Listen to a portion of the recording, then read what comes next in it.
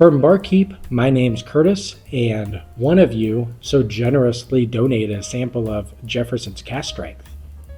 Long story short, wound up making it to House Call Wednesday. I was like, this is delightful, what's this? And then I needed it, so thanks.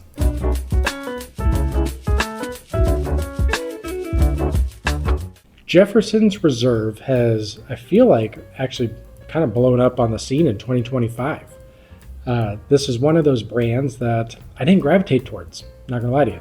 Some of it was biased, some of it I thought was gimmicky with the Ocean's Rye, Ocean's Cask Strength. Where else did they go? The Tropics. Then they started doing the cognac finishes, the rum finishes. I'm like, guys, pick a lane, man. And they picked one, and they did it well. So, am I kind of eating my own words? No, because I don't do that. And I'm still not buying in on the Tropics. I don't want sweaty whiskey. So what are we doing? So Jefferson's kind of known for being that experimental piece. Tyler Zoller, I believe, is the master distiller. I'm just using Hooked on Phonics and just hoping that was right. And then he was like, hey, we just wanted to put out a big damn whiskey, something along those lines. And he did. This is one of the times to where I've technically already reviewed this bottle, so I'll flash up a card sometime sooner or later. This was against Smoke Eye Hill. Did extremely well against a bottle that I definitely respect. But when I tasted it, I was like, I got to get this bottle. And thankfully, it was one of those bottles to where you're like, hey, I want to hunt for this. So you show up to one stop and you're like, oh, yeah, thanks. So, Jefferson's Reserve. 2025 limited edition, cask strength, 130 proof, coming in at 8 years old. Now this was a blend of, I believe, almost 1,000 barrels from Kentucky bourbons. So this is going to be sourced. I don't know where. Sometimes I try and give you a little wink wink, and I don't know where. So I don't know. At $70, it checks a ton of boxes. You wish the transparency was a little bit better. Not necessarily where you're sourced, but I mean, the 8 years, unless you're studying, you have no idea. All of a sudden, this could be a 4-year bourbon, and you're like, I'm not paying $70 for that. But you know now, 8 years, non-chill filtered. I'm going to get this guy poured up, and let's get a spotlight review underway of a bottle that really impressed me blind, at least. I absolutely butchered that pour, so pretty happy I cut that. That's one of the perks of editing yourself. And it's shocking how much I leave in sometimes about myself. Like the stupidity. But here we are. For whatever reason, I really like this cork top. It feels like I'm shifting something, but shifting something really old, like a Model T or something like that. Now, like I said, this was in House Call Wednesday already. I don't anticipate a ton new coming out, so I'm going to give you everything I got. And if you don't go watch that, that's fine. One of the things that did intrigue me about this bottle, people are saying, hey, this is beaten Stag 8 out of 8 times. You're like, okay, let's see. So I put it up against Smoke Eye because that beat Stag for me. And once again, the episode's out there, but ultimately the bottle's here, so hopefully color you intrigued this time. One of the things that this bottle has going for it that maybe some people will dock it is this is tried and true bourbon tasting notes, but done extremely well. This is your fresh baked caramel. This is that creme brulee with that great toasted sugar and cherry on cherry. And I can't figure out if it's maraschino cherry juice or if someone stomped on some fresh cherries, but ultimately rich cherry, red cherry, and you want all of it. I still remember from the episode, which God knows how long ago at this point, but it was 5 to 6 notes, but they are done so extremely well. I'm going to dive back in, see if we got anything else. I mean, you're talking 8 year, haven't mentioned oak. Oak hasn't clicked at least. Let's go see. I'm going to go no oak, sadly. Slight cinnamon, slight candied cinnamon, little baking spice in there, but ultimately it's just this unbelievable creme brulee and fresh baked caramel that, once again, you tip your cap to the dude back there just whisking that caramel and whisking it, and he has forearms like damn Popeye. Let's get it on the palate. Waiting on that 130 proof. There she is. Yeah. Whew. That cinnamon gets ramped up on the tongue and you are pumped about it. I realized how pretentious that kind of looked, like turning the logo, but then the OCD of me kicked in to where it was to the side. So judge it, understand it. Hopefully we all just give a thumbs up to the channel. Ultimately, man, that cinnamon is all the way there. What else we got? That creme brulee, that toasted sugar, man, it is so good and done so well. You get that vanilla custard, this rich vanilla custard, that great mouthfeel.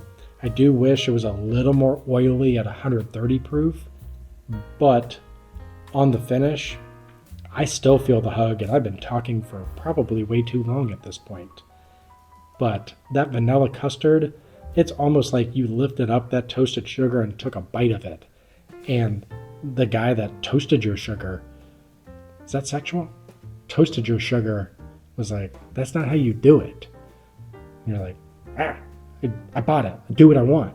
A lot of cinnamon, the red fruits, more than just cherry, I feel like start to come out on the palate, where you have this still a really nice strawberry and raspberry. More strawberry, I do think it goes into a great sweetness. But man, that finish, you feel it just nestle into your tummy and you are here for it.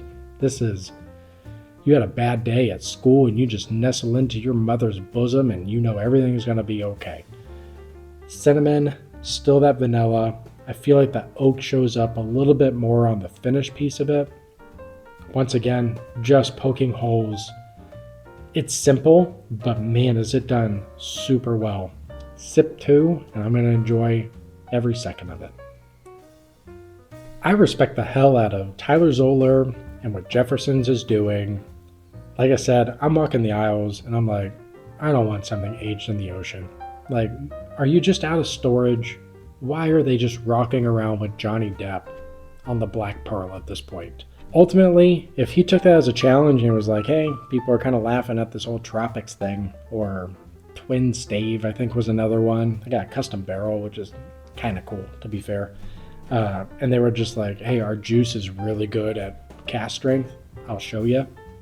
When I say our juice, I mean the sourced, so ding. But ultimately, the barrels that he picked are really damn good, because this is one that I feel like it's approachable if you like barrel proof, but it's not something overly complex that you need to sit with and think about. At $70, you can sit there and kind of throw it back, kick it with your friends. You don't need to sit there and dissect it and be like, wow, this tastes like someone, I don't know. Damn it. One day, something clever is going to come out, but that's going to be when the baby's sleeping.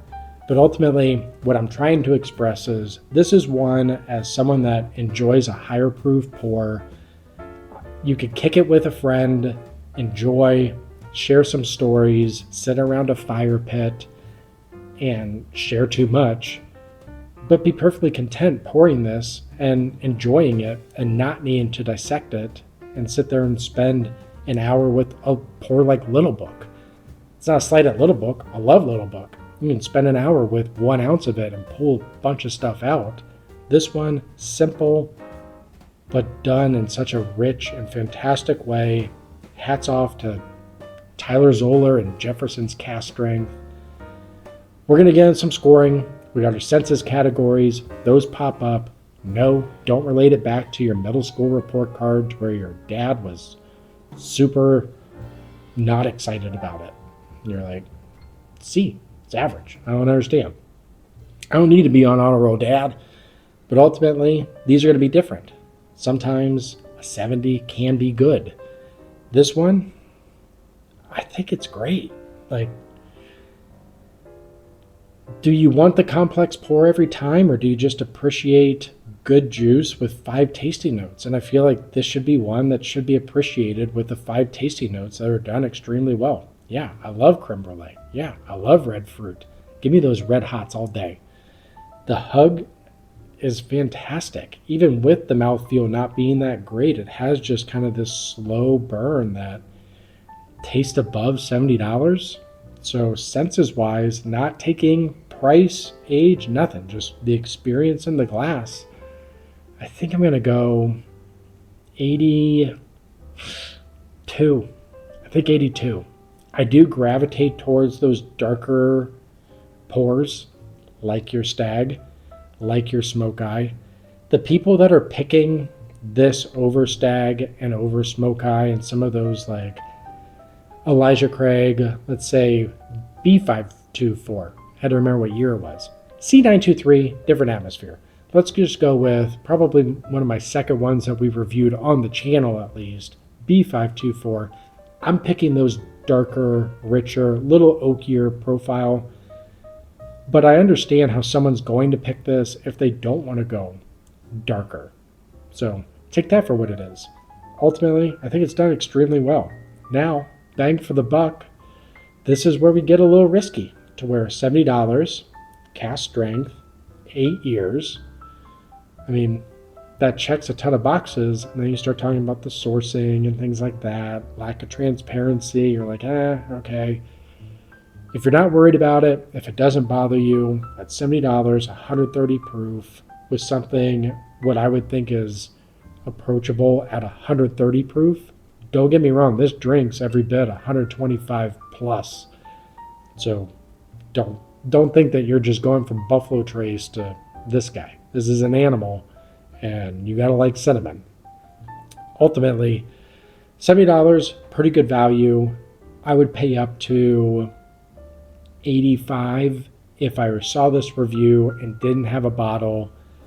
$70, I would call it a budget cask strength, especially with the years. So I pay a little above it. Definitely got my money's worth. I'm impressed. I went out, sought it out. I wanted it. So we'll just go 68. Should be high 60s. There's no categories for it. It's just feeling. Ultimately, I think this should be something that's on your shelf if you like these tasting notes, if you want a hot pour, want to do something different than just what Elijah Craig's been bringing to the table. Enjoyed it twice. So if you can find it, I think it's a pull the trigger at $70. Value's great. Appreciate, I really hope Chase was the one that donated it. Did he cost me $70? Yeah, he did. But it's appreciated nonetheless. The generosity that some of you have showed is it's incredible.